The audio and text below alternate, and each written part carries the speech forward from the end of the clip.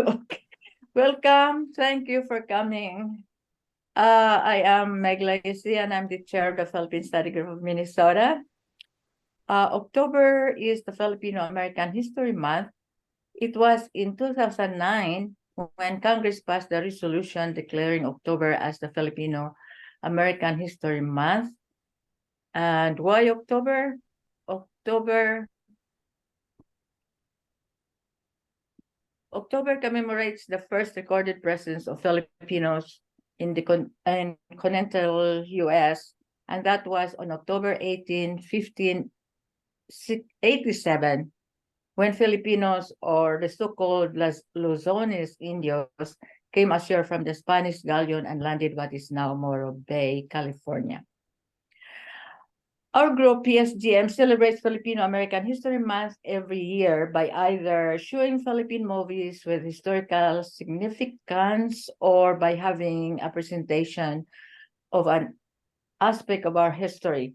Today, we will hear the original Rejectionists, who I imagine really loved what they had and believed this is who they were and would resist any attempts to change them, their culture, their religion, in other words, their way of life.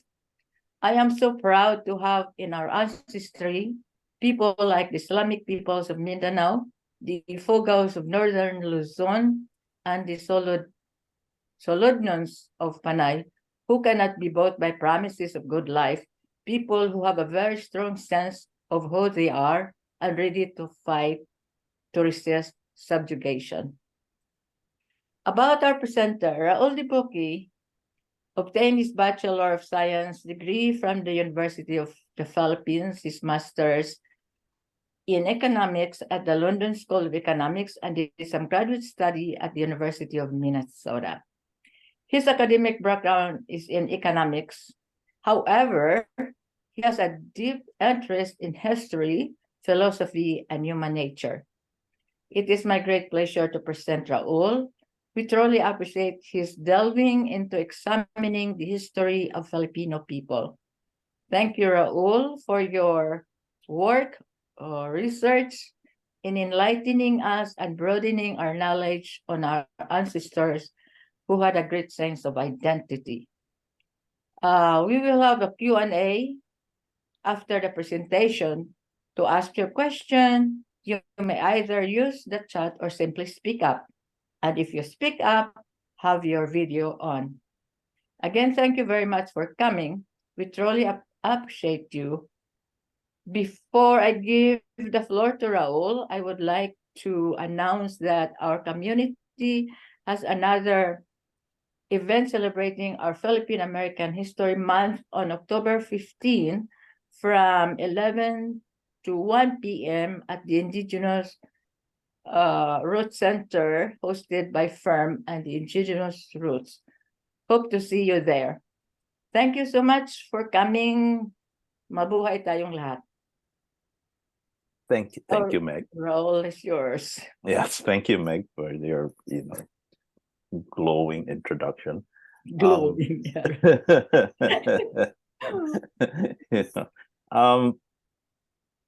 I got interested in this because I was reading about certain groups, and I kind of wondered, okay, why did they not just accept Hispanization the way us now, most of us, our ancestors did 500 years ago, or no, not 500, 350 years ago or so.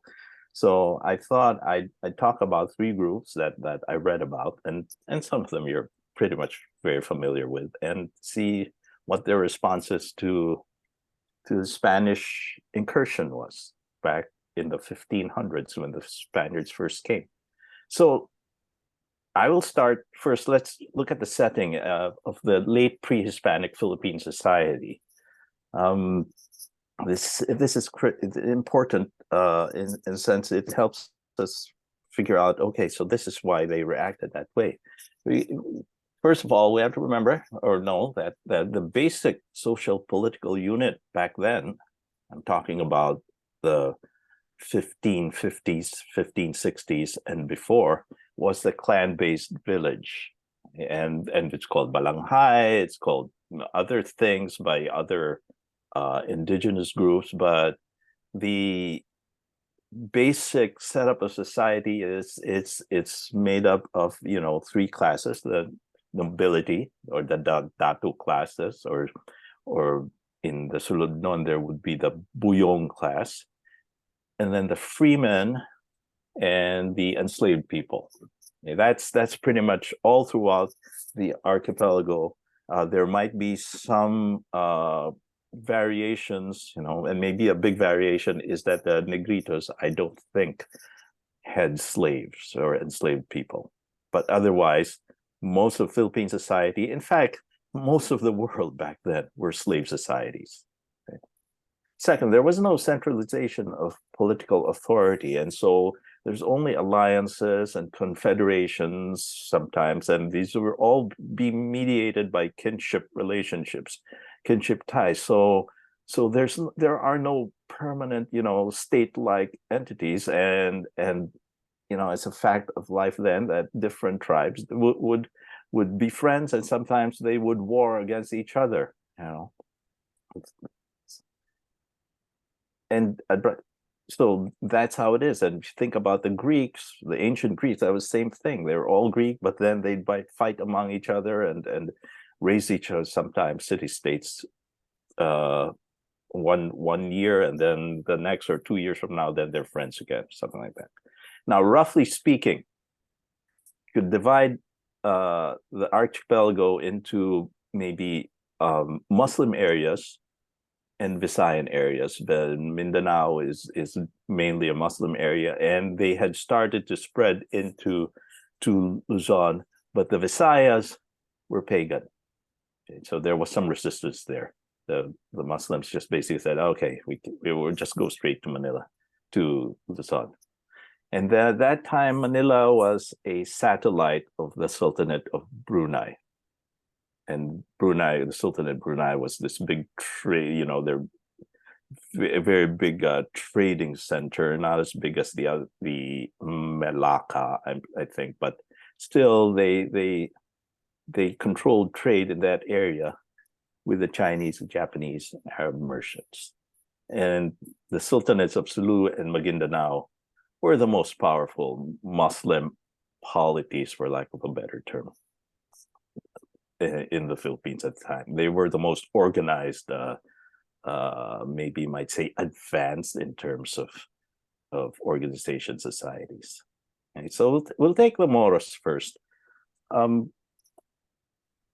Moros, of course, was the name given by the Spaniards when they arrived, and they saw people of the Muslim faith, and they right away linked them with the Moors, who occupied Spain for 700 years, and we have to remember that this Christian-Moorish conflict that occurred in Spanish Reconquista, when the Christians recovered Spain, fought off the Moorish rulers, is an origin story of Spain. The current, this permeates all of Spanish culture about this conflict between the Christians and the Moors. So you have Magellan discovering the Philippines, and then a few years later we have an expedition. Oops. What happened? What happened? Oh, I don't know. here. I disappeared. Oh, I'm back. No, you're here, but he's not here. Who's that? Okay,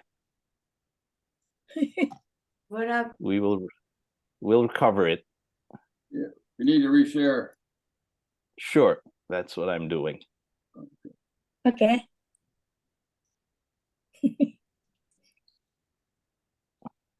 There you go. Oh. Faith is colored by the Christian-Moor conflict, and it permeates all of Spanish culture from that point. It's what probably made why they are so devout, why the Inquisition happened in Spain rather than any other country. So after, in 1571, Miguel Lopez de Legazpi, they were staying in Cebu, and it was very hard living there. Just finding food and all those things was so hard, and so they heard about this place in Manila, and so they invaded. They sent a force to seize Manila from the ruling Raja at the time, Raja Sulaiman. And this force consisted of Spaniards and Pintados, which is what they call Visayans, and some Moros as well. As I told you, there is no centralization, and so they're just as often the different tribes, barangays, would fight against each other as be friends with each other. And so this is probably a rival of Raja Sulaiman. And so he said, I'm going to help you guys. And after they successfully wrested Manila from the Moros, then they turned their attention to Mindanao. And as I said, Spain and Moors, they kind of don't mix together, and Spain always feels if there are Moros around, we have to convert them or whatever. But they never really succeeded in this endeavor, because we know now the Moros are still, the Islamic Filipinos are still around, and they still maintain their culture. They still maintain religion, and so these are things that I kind of looked into and thought it sort of made a sense. That people try to make sense of the story. So let's go back. Key factors affecting the Moro resistance. First of all is the loss of the China trade, I think. The demand for Chinese goods, especially luxury goods by the ruling classes is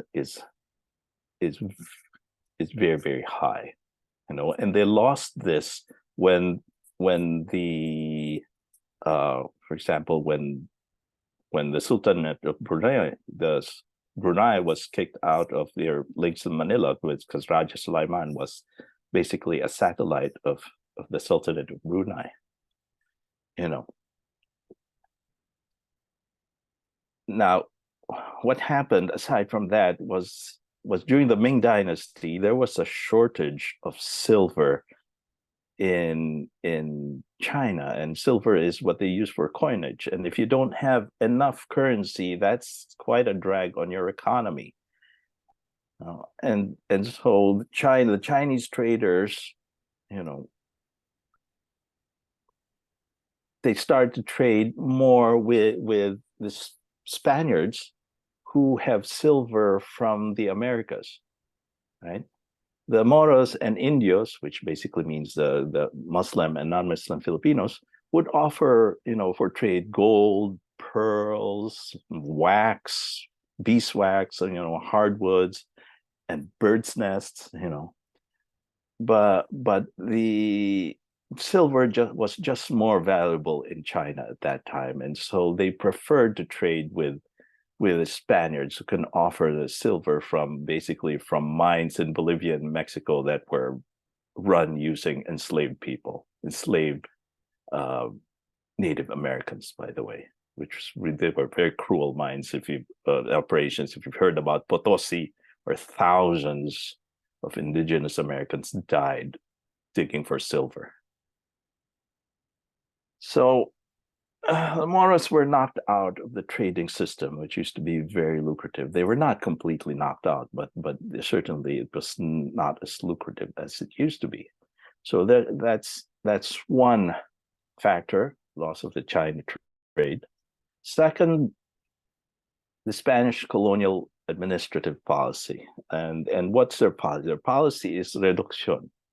Even by the very name, it's reduction. They would have the locals, the Indios, for example, they would be forced to move away from their fields, away from their livelihoods, and form communities in these, they're called pueblos, and we now know them. There's a church, there's the poblacion,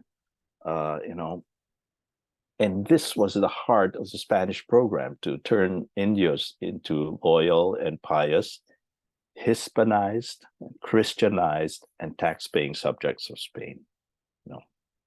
And these really decimated long-standing and stable structures of the barangay-based policy. They still maintained, if you were a datu class in the barangay, then you're sort of in the what you call this administrative class of the pueblo.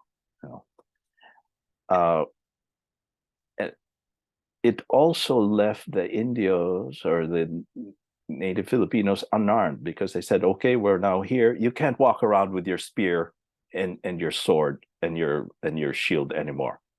We'll leave peacekeeping to supposedly the authorities, but there was just not enough people around it, and most of the time the pueblos were basically unprotected.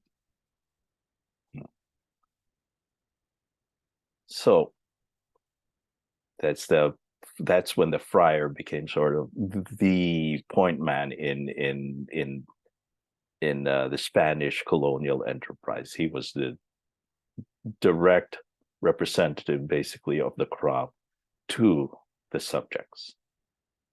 So the third factor, and I hinted at it, is that the colonial administration was overextended and underfunded.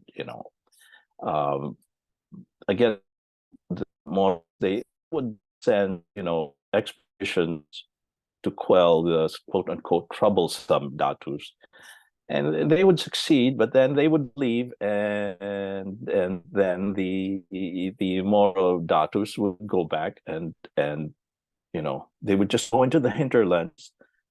Maybe their towns would be ravaged, burned down, or villages, but then they'd come back, rebuild, and then it's this and they're again in the author or the in control of the Moro areas. They were just never was able to put a permanent force, the Spaniards, to sort of impose Spanish administration. Now, as an example, there's Sultan Kudarat of Mindanao, who was driven out of his stronghold several times, but then would come back, and he basically died at peace, if I remember right. Now, so with these three factors, the loss of trade and the kind of converge, they're shut out of the China trade. And the Spanish forces or administrative infrastructure is overextended. And then the policy of reducción, they relocated the Indios into this relatively dense, relatively unprotected pueblos. And so they became sitting ducks, really, for raiding by the Moro raiding flotillas. Now, I just want to say at this point that it's not raiding, and the slave trade is not exclusive. It's not just the Moros who engaged in it. Pretty much all of Filipino society at that time was a slave society, and the enslaved people have to come from somewhere. So everyone pretty much engaged in piracy and raiding. And for example, some guy would be planting taro one day, and then the next day or the next season there's a drought, or they don't have enough food. So what will they do? They will engage in piracy and raiding. That's just how things were. That's part of the landscape back then.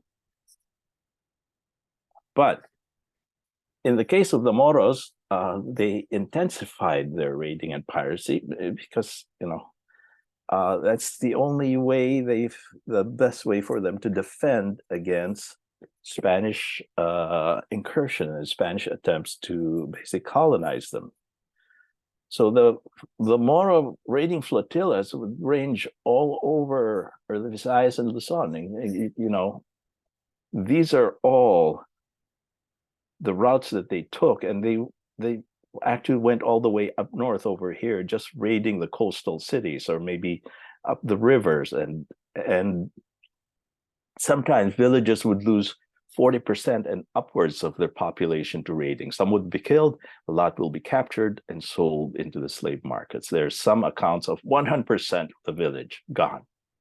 You know, and this estimate, and this one I saw, was that in that period, about 20 to 30,000 Indios, and of course they're Christian because they were, you know, accepted the Spanish Rejectionists program, were abducted into slavery. And you know, the slave trade was very lucrative. And that's how the Moros were able to fund purchase of, you know, cannon, muskets, swords, ammunition, gunpowder that they needed to be able to resist the Spaniards. You know. So piracy and raiding by the Moros, they took advantage of Spain's main weakness, is that they were spread out, they had inadequate resources, they could not defend the pueblos that efficiently, that well. And raiding took on a Moro versus Christian dimension, because, you know, as I said, the most accessible source of enslaved peoples were the Pueblo dwelling Christianized Indios. And targeting the Pueblos as opposed to, say, the Malays, say, or the non-Christians was, you know, you hit two stones with one bird, you get resources, and you hurt Spain the most, and keeping them on their heels, trying to defend against Moro raiding, you know. And so from starting about the mid-1800s, the Spanish campaign started meeting with success, because there was economic growth. If in previous talks I talked about how in the 1800s reforms put in after Mexico became independent actually started to bear fruit. There was real economic growth, and so more resources, and they were able to launch more better armed and better manned expeditions to take over the Moro lands. But the Filipino Revolution started, and that put an end to the whole effort. And one of the effects was that the Indio soldiers who were in those Moro expeditions, some of them actually revolted when the revolution started in 1896. So that put an end to the attempt to subjugate the Moros in the Philippines. So summing up about the Moro raids, piracy and raiding was critical. You know, without it, they would not have had enough resources to resist the Spaniards. But unfortunately, it contributed to long-standing conflict between Muslim and Christian Filipinos that to this day, there's still, you know, that going on.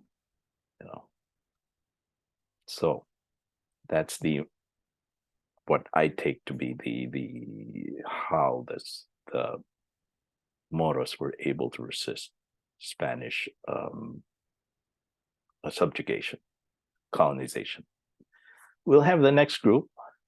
These are the Tumandok or the Suludnon. I used Suludnon at first, then as I read more about it, they actually do not like the term Suludnon because they think of it as a derogatory term that the lowlanders use to refer to them. So I decided to use Tumandok. Who are they? They are a group in Panay. They're Visayan, and they speak Kinaraya, which is something, a form of Visayan that's related to what people in Iloilo and Capiz speak, if I'm not mistaken. Maybe if there are Hiligaynon over here or people from Panay who can explain more to me. There are two main subgroups because there are two rivers starting from here, one going that way, that's the Panay River. And so they call themselves the Panay Anon. And then another group going on the Halawad River that goes from the same source, but going south and exits here somewhere around Dumangas, and they call themselves the Halawad-non. And it used to be, there's some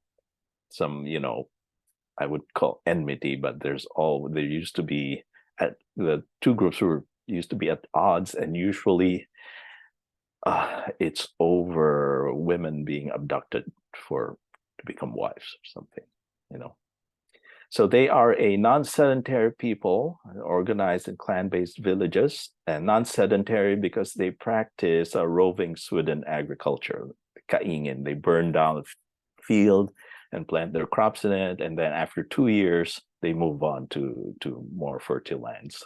And they just move. And this moving around is sort of what makes it very hard to figure out these certain things, like what their origins are, because their origins are not fully known. A lot of it is taken from oral history or clan history, but we do know that each subgroup recognizes an ancestor who fought against Spanish attempts to subjugate them. And so what probably happened was that when the Spaniards came, and this policy of reducción, and they decided that, no, we're not going to be part of that. We are going out to the back, to the hinterlands, and rather than allow ourselves to be Hispanized. That doesn't mean that there was no Spanish influence at all, cultural influence among the Tumandok, but at least they kept the core of their culture. They retreated to the hinterlands. As I said, these are the things that they tried to avoid: the reducción, being forced into these pueblos. They didn't like the conscription and forced labor that came with reducción. I think it's called corvée labor, in that it's like sort of national service. You're recruited to help build the church, to whatever, build public works, and without being paid. And then the Spanish land grants basically displaced them. And so they moved up to the north. Not to the north, to the uplands. There was no monolithic great migration. It's not as if they all said, okay, let's up and move to the mountains. It's more, again, this Philippine culture or Philippine society was diffused. These were probably barangays, maybe some of them conferring and saying, yeah, let's move, or one would move and the nearby one would say, oh, they moved, let's do that as well. And the effect of that was that in the end, living was harsher in the interior. And one effect was that the society became less stratified. As I said, also that raiding is part of Philippine society at that time, and the Visayans engaged in raiding and enslavement. This was reduced among the Tumandok,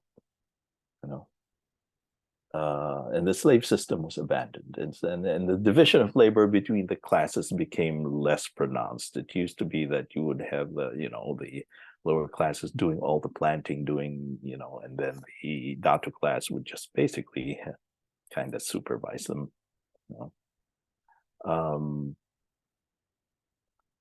What that reduced social stratification points to is that there was lower overall economic productivity, and everywhere in human history, it's usually when you have an economic surplus, when the society is producing more than subsistence level, stratification usually is the result. Somebody ends up deciding how to use the surplus, and they became sort of the ruling class of that society.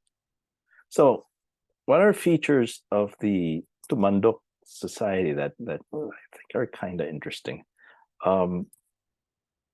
There's this practice of binukot, and it used to be widespread among the Visayans.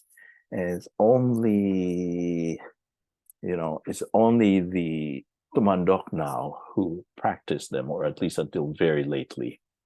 It's called a well-kept maiden. And the girl is about 3 to 4 years old, and the family, or basically it's a father, who will decide that we will raise her in seclusion. She will not be allowed to under the sun. So she's basically inside the whole day and comes out only at night. And when she comes out at night, it's basically to bathe. And so that's to keep her skin youthful and fair, and then she's shielded from any strenuous physical activity. And so generally the binukot are frail, and they have long hair. It's a beauty standard to have long flowing hair. This is a widespread Visayan practice, and the point of it is that when they reach 13 or 14 years old, then they are married off to whoever can pay the highest bride price. So the binukot are considered to be very desirable, very prestigious, to be wed to one. So they don't do chores. They're not allowed to do physically strenuous activities.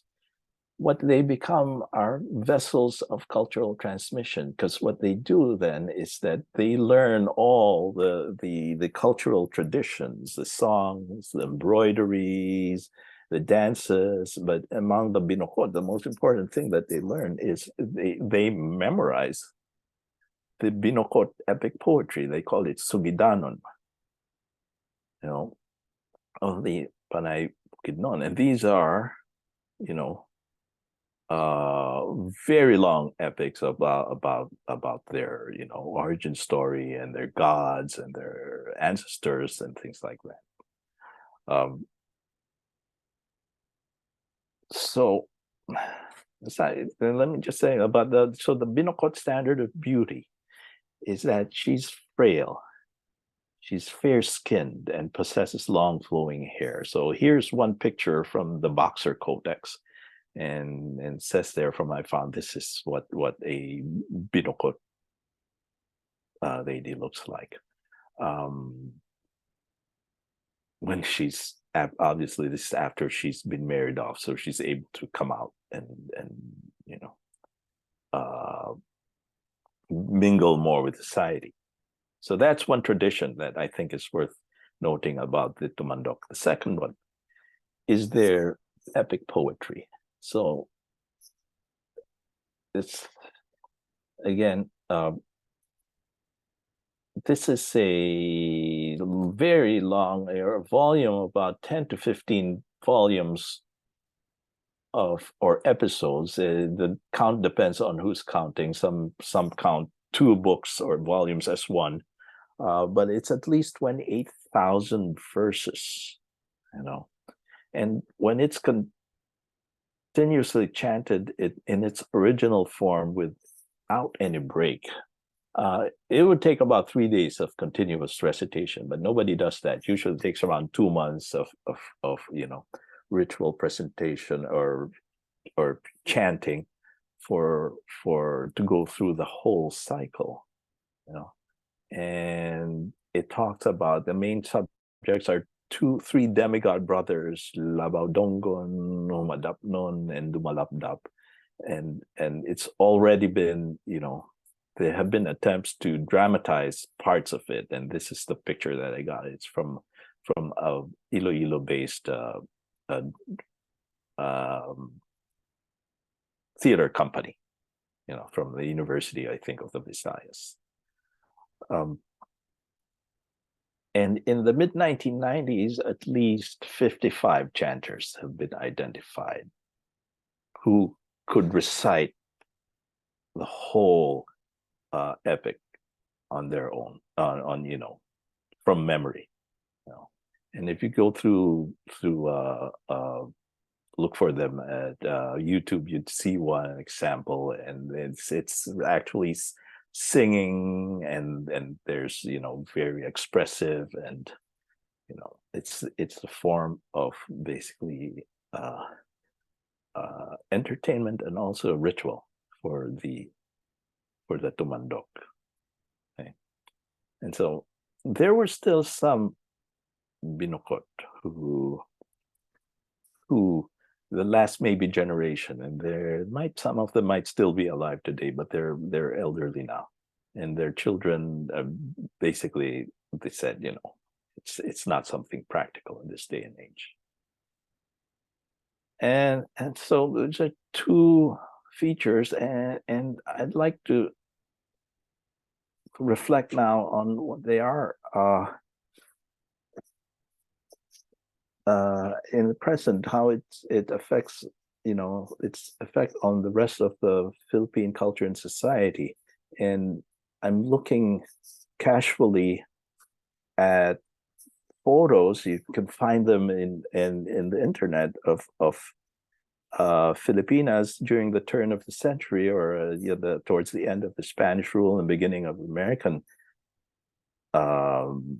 occupation. And you see all these pictures of supposedly, and well, it is Filipino young women, maidens, and a lot of them have this look, which is, if you look at it, it's the binukot ideal.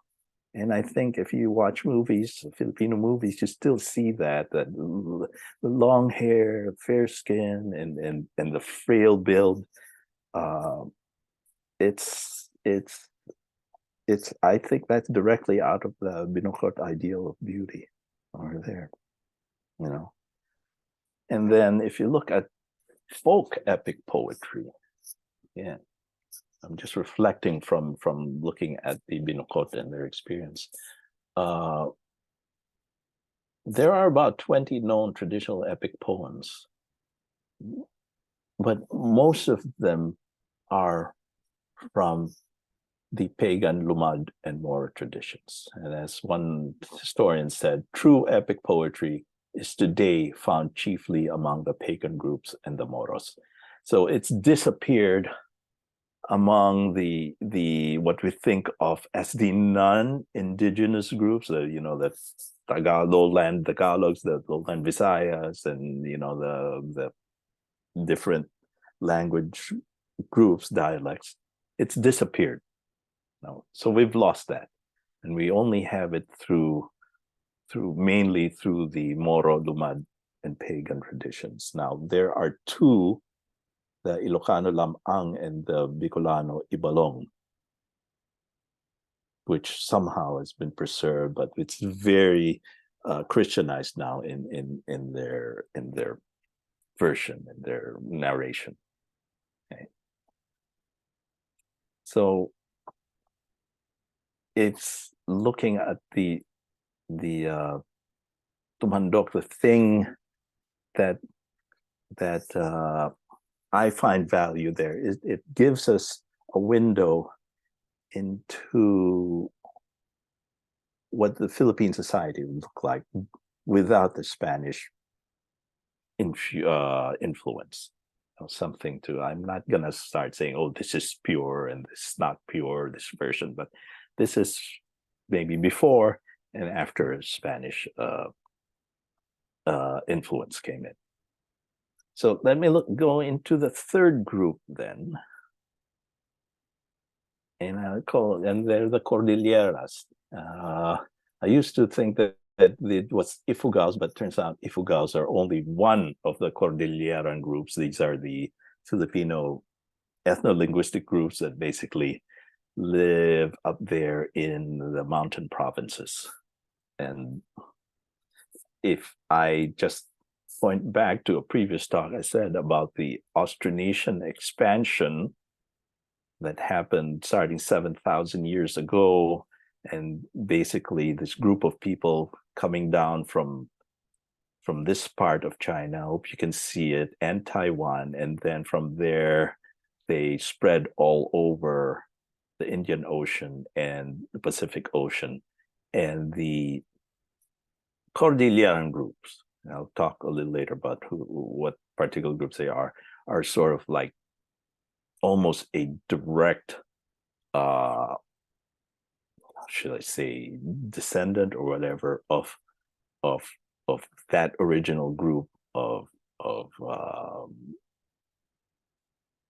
migrants coming out of Taiwan and South China, the original Austronesians.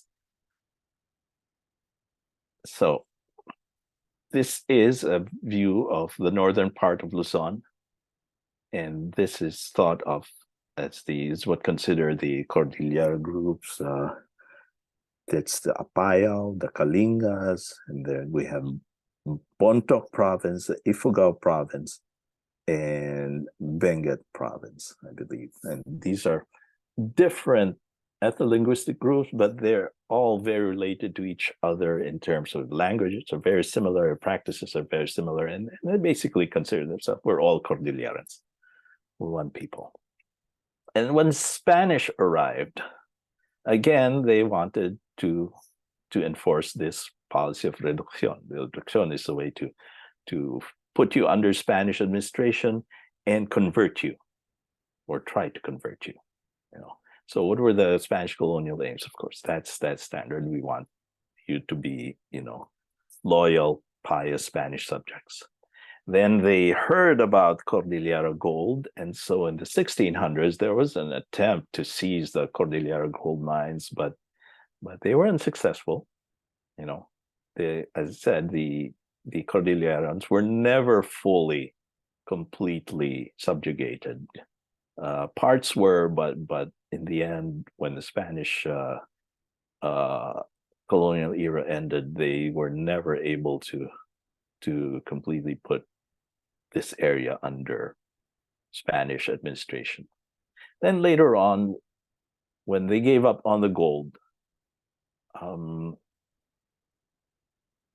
they wanted to stop the incursion in the tobacco into the tobacco monopoly in the 1700s, because they proved to be either they would sell their own tobacco crop outside the monopoly, or they would, again, as I said, raiding and slave trade happens all throughout the Philippine society, or they would interdict official legal tobacco and then sell them on their own. So Spain didn't like this. That's bad for business. Also, the Cordillerans would continue the practice of raiding neighboring nearby barangays, but this time it's pueblo, and it's not something that only, again, the Cordillerans did. Everyone in this region, depending on the need, depending on whether they needed a person's head as part of a ritual sacrifice to appease the gods or whatever, everyone raided everyone else, until the Spanish came, and they basically, those who submitted to reducción, they stopped doing that. As I said, Spain never fully conquered the Cordilleras. The Cordillerans, they were fierce fighters. The lowlanders were very scared of them. They were tactically smart. They would pretend to, they would feign retreat, and sometimes they would let their villages be burned down, or they would burn them ahead of time and retreat, so that the Spanish forces, so basically, Spanish forces will be a combination of Spanish and Indios forces who, were either would try to subjugate them, but they were always able to deal with them. They use their climate and terrain to their advantage. The Cordilleras, like it's very cold up there, and Spaniards and the lowlanders are not used to that type of weather, and the Cordillerans knew when to pounce, because they knew that if they waited for the time of year when it's colder and there's a lot of mist in the air, a lot of rains, then the Spanish weapons, muskets and blunderbusses, will not work that well, because their gunpowder would be damp and moist, and so they always wait for that, and they or they would retreat and lay down traps and then wait for the invading force, to be in a very narrow pass where there's no way of escape, and then that's when they will attack their spears with their axes, and just throwing rocks down at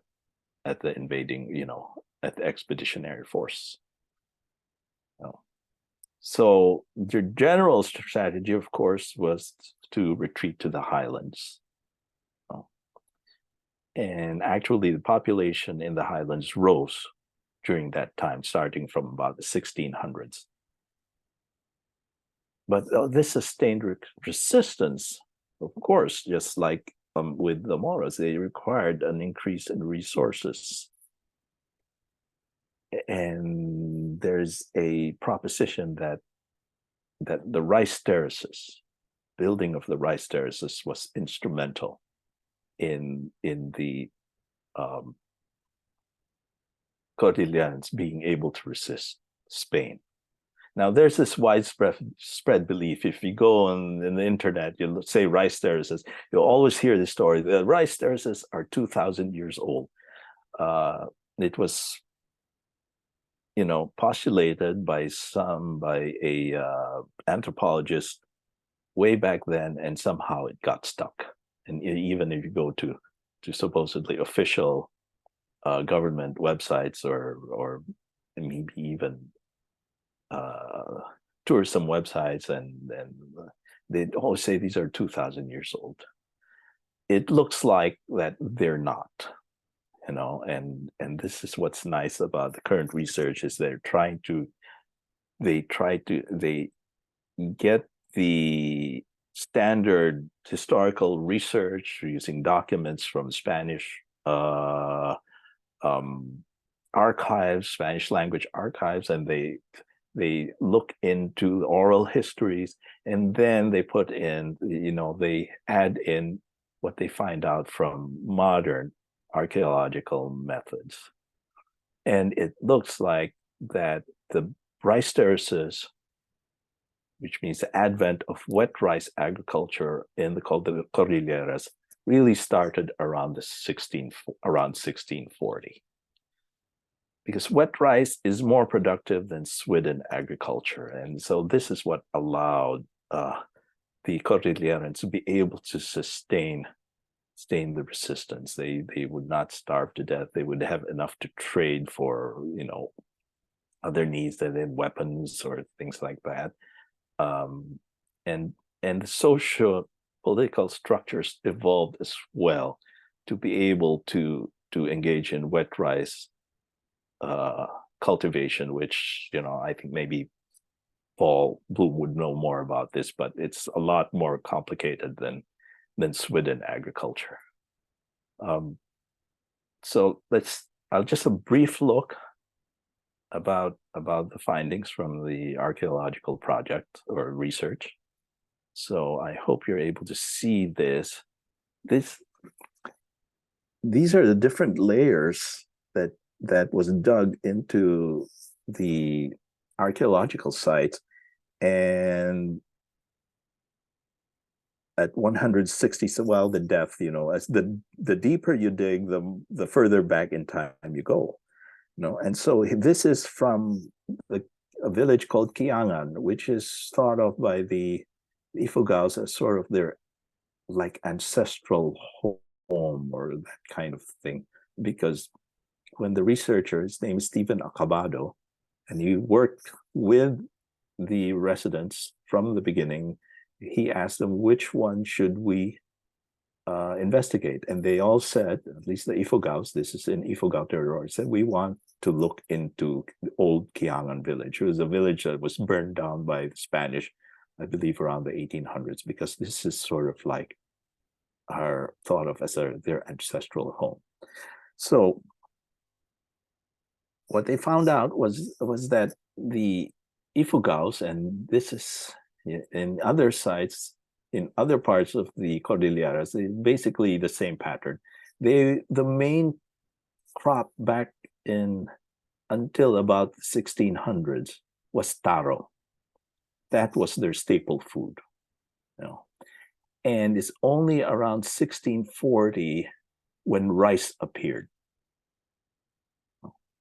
And so the wet rice agriculture, it looks like, is a response to Spanish incursions. And it's not only wet rice agriculture, the diet, or the, you know, for example, with wet rice agriculture and increased surplus, the trade in prestige and luxury goods started to rise as well. I'm talking about prestige luxury goods like fine ceramics from China, trade with China, you know. And the consumption of prestige fauna also rose, especially carabaos. Carabaos were not used, if it's what I read, were not used to plow the rice fields. They're basically a you know, for meat consumption. And as you know, as with any society where it finds the surplus increasing, social stratification increased. And probably that was needed to be able to mobilize the people more quickly when in the face of, you know, Spanish aggression. Maybe you just needed more coordination, and increased social stratification helped the people who order other people around, you know, like just like in the US, when it's time of war, then the, you know, democracy is we set that aside. We'll listen to what the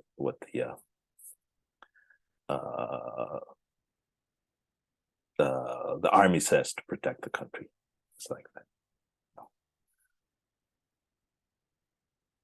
So let me just quote this one quote, and I'll just read it to you. This is by the researcher.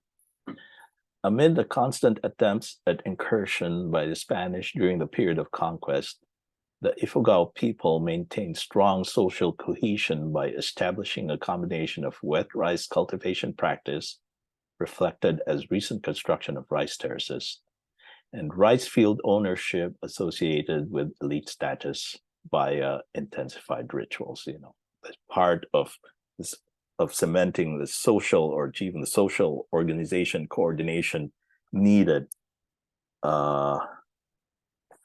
was an intensification of rituals, a strengthening of bonds between the members of society. Okay.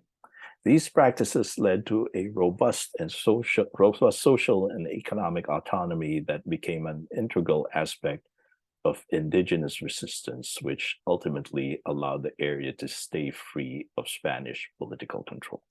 So this is his conclusion, and that you know. And I might add also that one of the things that they did was they call it an energetic study, to actually find out how much labor, how much effort is needed to build a rice terrace. And they actually did an experimental, engage in experimental archaeology, and to try to figure out how much time and effort it takes. And he said, yes, from what they've found out so far, that you can build the rice terraces from almost zero to what they are now, starting from 1640, and there's enough time to do that. Because previously people thought, it took a long time to build the rice terraces. That's why they're so old, because they had so much time was needed to build them. And finally somebody said, well, let's see, how much time does it really take? And it's within recent have them, what they see as the rice terraces, to be built in that relatively short span of time, beginning around the 1640s. Okay. So those are the three groups. And I just want to wrap up from what my own, what I take from that when I look at these different groups of Filipinos from different ethno-linguistic origins, but very similar in terms of social structure, in terms of experience, and in terms of how they reacted to the experience of colonization. One thing I noticed when I read about this is that, colonialism, I just say it's a curious thing. I mean, when we think of the past of Philippine history, most of us are stuck in the 1800s because that's where the source is richest, about that period. Now imagine the first contact between a Spanish colonizing party and a barangay. So here comes this group who goes to your barangay and says, basically, well, you are now subjects of Spain. You should worship our God. And the land you lived in for hundreds of years is not yours anymore. It now belongs to our king. Oh, and by the way, you owe us tribute. And the standard tribute was basically 20% of whatever you produced. So some would accept this bargain and others don't. And I just looked at three groups that said, no, we don't want to be a part of that. And then us now, I think us in terms of all of us that are Visayans, Oldland Visayans, Ilocanos, and Tagalog-speaking people, our ancestors basically said, oh, okay, we'll be part of that. And you have that divergence there, and those who agree to be colonized, that was our ancestors. If I'm speaking to most what people, from cities in the Philippines, those who agree to be colonized will just turn away from what I call the rejectionists, the ones who did not want to be colonized, and adopt the colonizers' worldview. And one of that worldview is that being like the Spanish is better than being like those, the Tumandok or the Moros or the Cordillerans who chose not to be like the Spanish. And we start othering them because we take the worldview of the colonizer. But we are only different from who we call now the indigenous Filipinos because their ancestors, unlike ours, had the pride and courage to fight to preserve their independence and their culture and their identity. That's where we diverged, and they did pay a price in the imposed, and the price was they were excluded from society's mainstream. Now, I'm not saying it's good or bad, but what they lost was the option to continue to interact with, for example, people who decided to who was okay with Spanish redacción, with Hispanization. They were not allowed, they were unable to interact in a more equal basis, and you lose some things there in terms of maybe just even the opportunity to decide what you want to do as a society. And the price is still being paid today because most of them, as we know, when we look at Lumad, when we look at the indigenous Filipinos, they are by some way or another disenfranchised. They do not enjoy the full benefits of citizenship, And so for me, when we see our indigenous countrymen, we should remember that a lot of what we see, if we truly care to look, is what we have lost, right? In through history, and that we have a lot more in common than we think. So we should resist the urge to think of indigenous Filipinos as somehow different from us in some deeply elemental way. You know, it's not beneficial for us or for them if we keep thinking of them. Oh, those are the Moros, those are the Mandok, those are the Manobos, those are the Lumads. They're like almost like they're a different breed or a different, you know. I remember Joseph Estrada when he was president, and he said, "Oh, we cannot do business with the Moros. Hindi natin sila kadugo." Basically, we are not of the same blood as them. That they are just totally different breed of people, and that's why that's why we are willing to fight and kill them over the Filipino Moro Christian conflict, and so that's said. I came across finally a word on that about we should not think of them as sort of a different breed or different, elementally, essentially different. In 1887, there was a exposition in Spain, and it was first time ever and then they put unchristianized Filipinos on display like a zoo, and among them were the three Ifugaos, I believe. And Jose Rizal learned about this, and he was very upset. He was very upset, and let me quote. He said, "I had been looking forward to an exhibition that would attract Spanish attention to Filipino products and potential, but not an exhibition of human beings so the indolent inhabitants of Madrid might amuse themselves with this display of our country folk as a curiosity. I worked hard against this degradation of my fellow Filipinos that they should not be exhibited among the animals and plants, but I was helpless." So it's nice to find out that even back then, at least, Jose Rizal had these sentiments, and he was very much into Philippine anthropology during his lifetime, and he already had this sentiment that no, they are not that different from us. We are still one nation. So that's how I end my talk then. Okay, thanks so much, Thank you Raul. for listening. Very enlightening.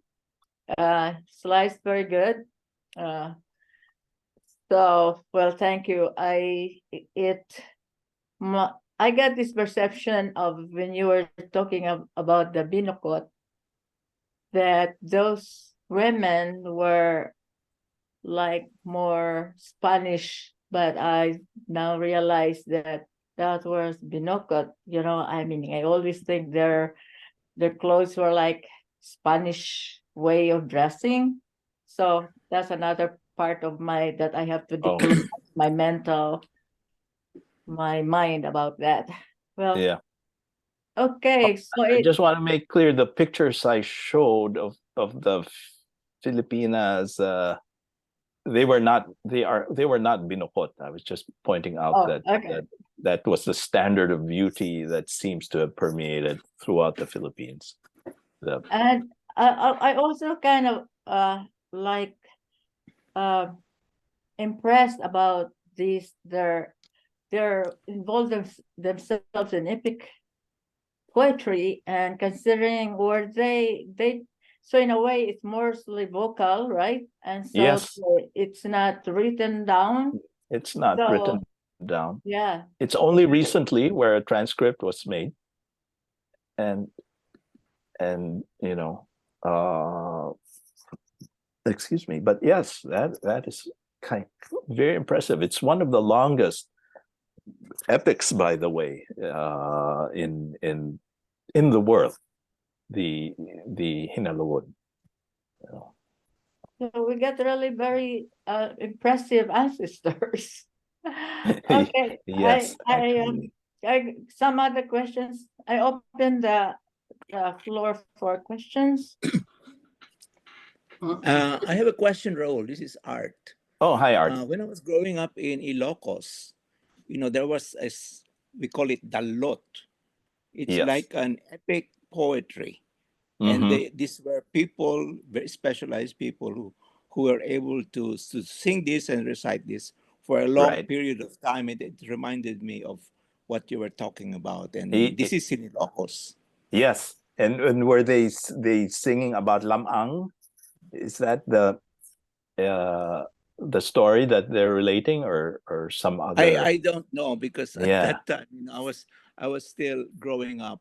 Yeah, but that's the oral tradition of poetry. I don't know if, because epic poetry it has a specific definition. It's about the history of a people and their heroes and their gods, and you can have the same type of oral performance that is not epic, that's more like poetry about, but it's the same, it sounded like epic to me, because these were just not ordinary people. There are people who really knew this, and it took, if you sing it, it was for a long time. Yes, that's probably the Ilocano epic lamang poetry. you were talking about lamang. Yeah. The funny thing is, lamang is he starts out with about his father was killed by the Cordilleras. That's sort of their origin story of lamang. And then, of course, the Cordilleras, the Ifugaos and the Bontocs, they would have their own epic poetry, the hudhud, and of course, in that reading, they are the heroes. They are the But that's. Raul, should we get the your sharing out of the, so we could see everybody? Which the unshare it. We still are seeing your slide. Oh, okay. Sorry.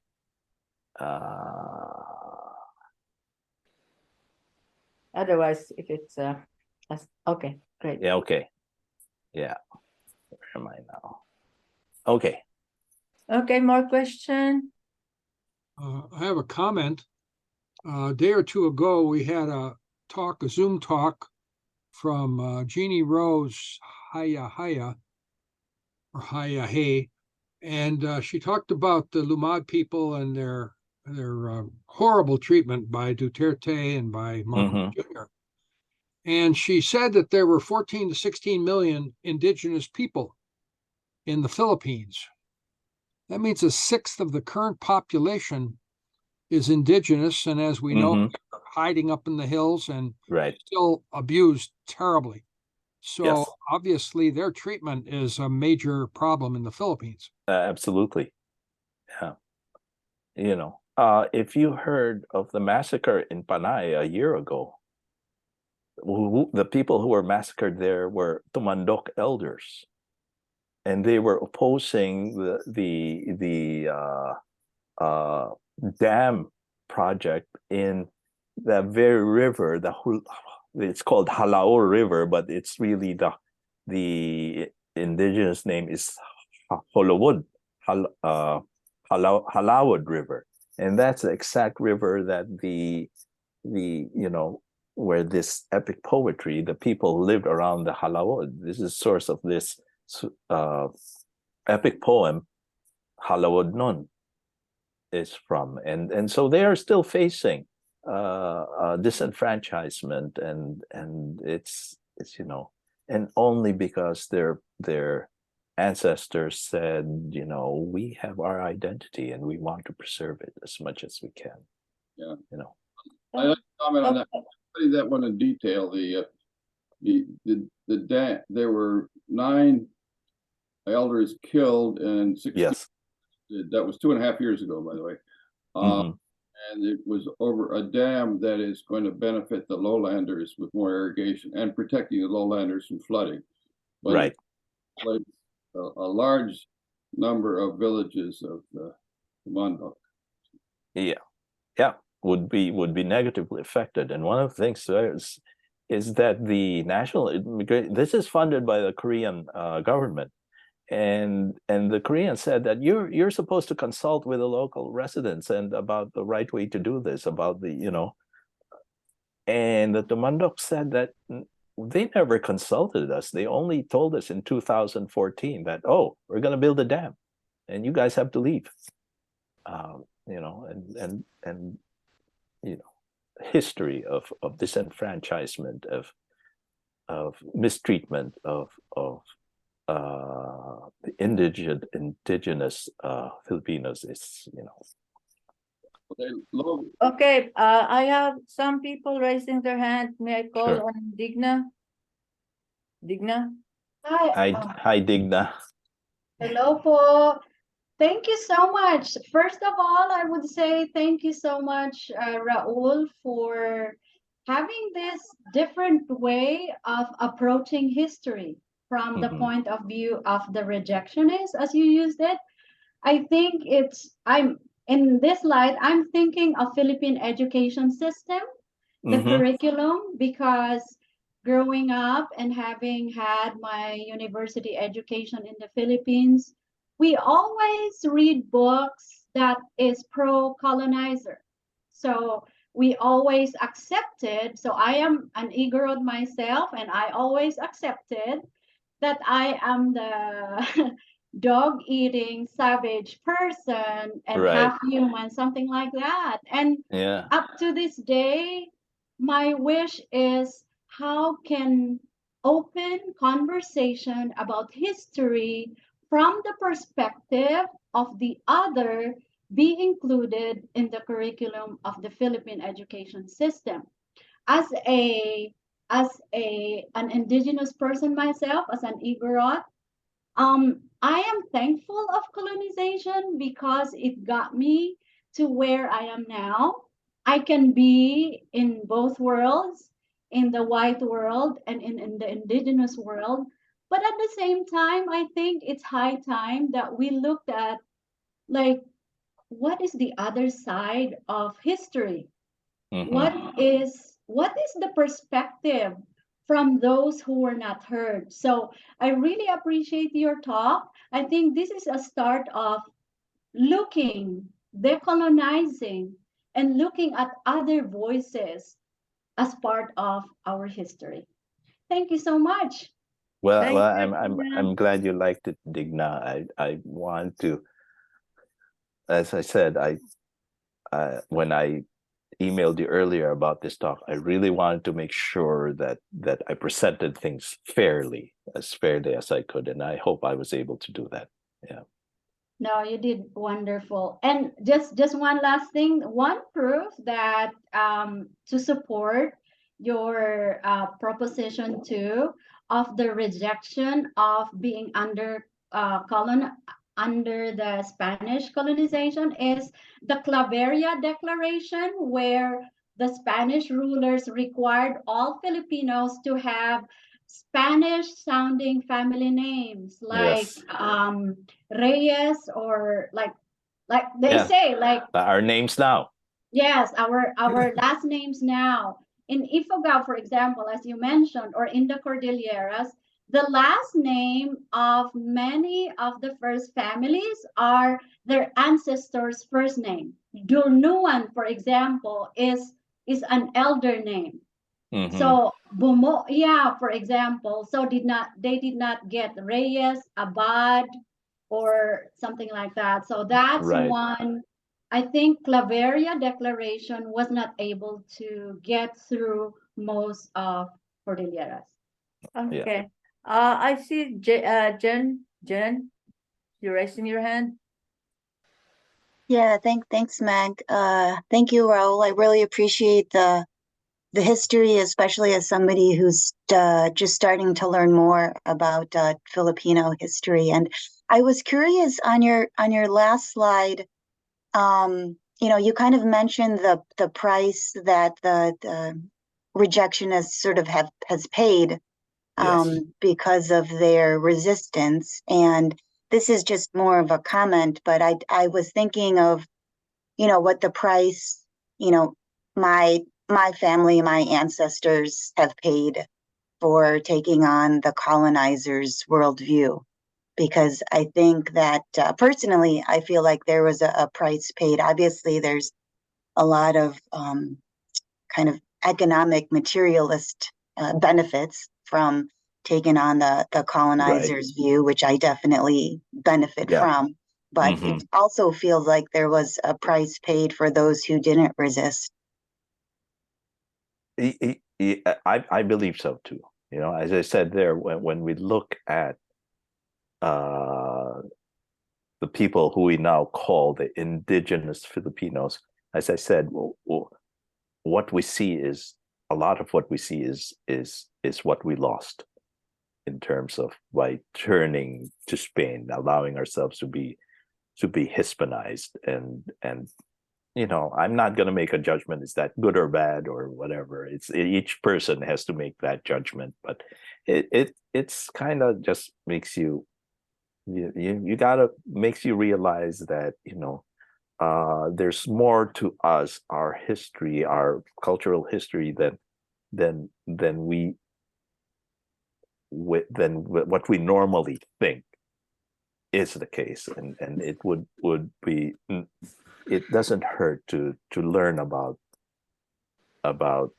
what those people, the descendants of the people who decided that no, we want to preserve our ways, and it helps us understand too where we are now in terms of, like as I said, one example was that the standard of beauty, turns out that wasn't really imposed. There was a standard of beauty that still continues to this day when you look at the people who are entertainers, and you could see that the long hair, straight hair. Even Lea Salonga herself talked about that without knowing about. She didn't mention the binokot or anything, but I just put two and two together. It's just an example of things that we lost, or the connections that we don't realize are there. Okay. Paul C has a question. It's more of a comment. Thank you. Really liked your talk, Raul. And you explained something that I was wondering about. Many of you know that Virgis from Misamis Occidental on Mindanao, and Misamis Occidental faces Lanao across Pengil Bay. And the patron saint of Virgis' hometown is San Nicolas de Tolentino. And the story is that I read this a couple of years ago, was that at the time that the pirates, and I often wondered, who are these pirates, were raiding up and down the coast, that a Spanish friar from either Dipolog or Dapitan brought either a picture or a statue, I don't know which, of San Nicolas de Tolentino, who's a Spanish saint, to Plaridel, and the people prayed for deliverance, and they were never attacked by the pirates. Right. So they made him their patron saint. And I've often wondered, who are these pirates? And I didn't realize that at that time there was maybe an equivalency between the Moros and piracy. When you said maybe this is part of the origin of Christian antagonism towards Muslims, even though I would warrant that most people aren't even aware of this part of history. Yes. But that deep down, way back in ancient history, back how many hundred years ago, the Christians were afraid of the pirates and fighting pirates. So I found that interesting. You explained that to me. I was wondering, who are these pirates? Yes. Well, thank you. Yep. Well, Okay. Thank you. I'm glad that. I've got Leticia. Hi, Leticia. You're muted, I believe. Okay. Thanks, Raul, for getting our brain stimulated. about really thinking about history and about ourselves. Also, I'd like to thank Jen for really mentioning how we in our, at least in my generation, had textbooks on Philippine history that essentially emphasized how the Spaniards civilized the Filipinos. And Yes. that it was really all very positive kind of things, the advantages of such and such, so Christianity was the all-saving grace of the Philippines, is what it said. What I'm curious though now is that, have you read what's going on with the Negritos in the Philippines? Because I was in Nueva Ecija 5 years ago, and for the first time I visited a community that apparently it's reserved is the term that probably is used there for the Negritos, and so they, and I don't know how many there were. So this was near Cabanatuan in Nueva Ecija. So I was just wondering if the Philippine government is also herding, the Negritos into areas so that they could take over whatever the Negritos had. Have you heard anything? I don't have any, but I do read in the course of my, looking at materials around this, that Negritos are also very put upon people, and there are laws that have been passed that would try to, something about ancestral lands being returned to the indigenous groups who've always lived there. But as usual, there's the law, and then there's what the local, whoever you call it, whether it's the corporation or the local warlord or the local provincial honcho, and there's difference between the law and the implementation. And I read of one group of Aitas or Agtas who actually lost their land, and they had to live in a place that was actually just donated to them, given to them as a gift by somebody who at least felt, some compassion towards them. But so they say that Negritos are in the same boat, and probably even worse or something like that, because they were displaced many times over, Okay. One more question, and then we will end. We'll close the presentation, and PSGMers stay on. So we'll have a meeting after 2. Yeah. Okay. So one more question, if there's one more question. Otherwise, there's Greg. Hi, Greg. Question, but I just am so grateful for PSGM and Raul and everybody here. This is really enlightening. But I just wanted to reiterate and re-extend the invitation. Can I do that? Yes. For Sunday, October 15th. Firm and Indigenous Roots are hosting another Filipino American History Month event. So this is more focused on the Filipino American. Okay. Well, thank you so much. But before I let you go, I have also to make an announcement that on November 3rd, we have a